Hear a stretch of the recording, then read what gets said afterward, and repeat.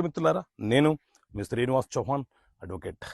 మిత్రులారా, ఉమ్మడి ఆస్తులకు వారసత్వపు ఆస్తులకు మధ్య తేడా ఏంటి?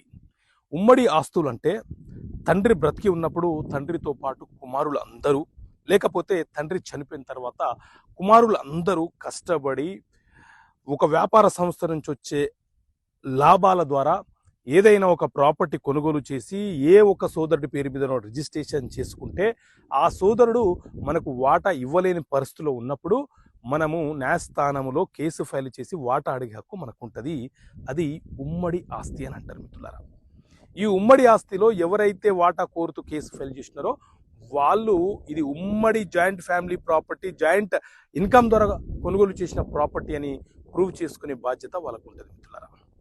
అదేవిధంగా వారసత్వపు ఆస్తి అని అంటే వారసత్వంగా అంటే తాతల నుంచి మన తండ్రుల నుంచి మనకు రావాల్సినటువంటి వాటా అడుగుతూ మనం న్యాయస్థానంలో suit for partition and separate position అనే కేసు ఫైల్ చేయవచ్చు మిత్రులారా.